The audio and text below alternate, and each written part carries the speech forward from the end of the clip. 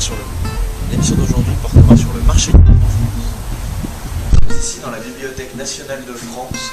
Nous allons pouvoir illustrer notre sujet avec deux invités très spéciaux que je vais vous présenter de suite. Bonjour monsieur. Bonjour. Comment vous appelez-vous? Jean-Éric Castafion. Très bien, que faites-vous dans la vie? Éditeur chez La Martinière. Bonjour. Bonjour, Et votre nom? Barnabé Maclouf, Très bien, vous faites quoi dans la vie? économie spécialisée dans le marché du livre.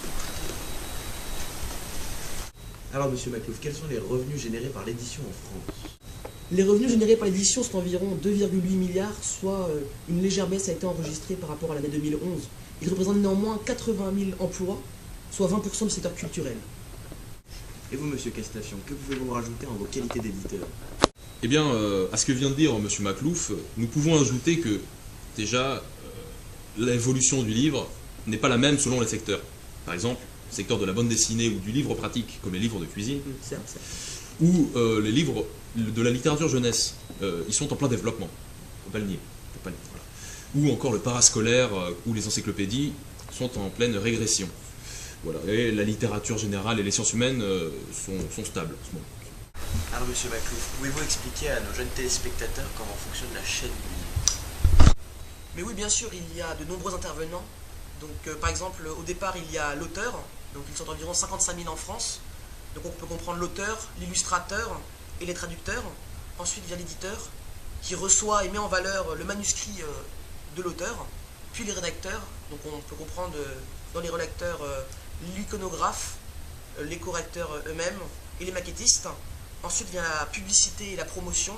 Donc, ils sont chargés de valoriser la parution d'une sortie d'un livre à travers la presse, la radio et la télévision, puis ensuite l'imprimeur, et ensuite les distributeurs et la diffusion qui constituent le réseau de vente. Alors, monsieur Maclouf, pouvez-vous nous expliquer brièvement la régulation du prix du livre en France?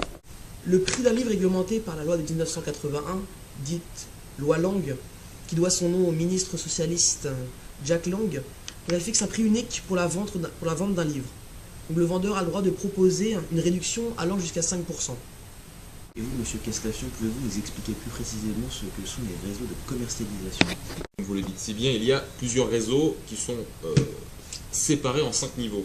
Tout à fait. Donc le premier niveau qui représente les librairies et les grandes surfaces, comme la FNAC ou le Centre culturel Leclerc. Le deuxième niveau, ce sont des maisons de presse, comme le Relais H. Le troisième niveau, ce sont des petits points de vente spécialisés, comme Gilbert Joseph, etc. Quatrième niveau, les hyper et supermarchés, au rayon livre bien sûr. Et le cinquième niveau, ce sont les librairies en ligne, comme Amazon et autres. Le nombre total de points de vente en France se situe entre 20 000 et 25 000 points de vente.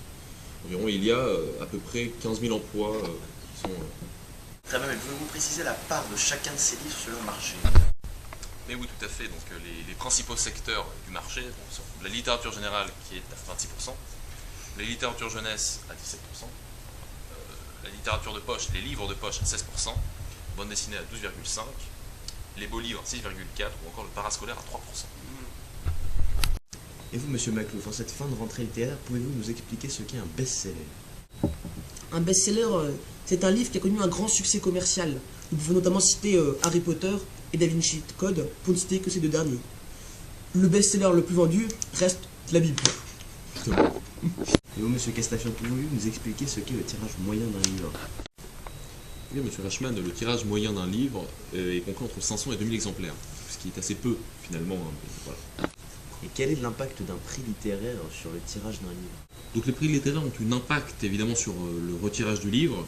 Après, à titre d'exemple, le Goncourt, quand un livre reçoit le prix Goncourt, ce livre est retiré à 300 000 exemplaires. Très bien, c'est la fin de cette émission. Donc, je remercie mes deux experts qui ont bien voulu mettre leurs compétences au service de notre émission. Et on espère vous retrouver jeudi prochain sur Animé.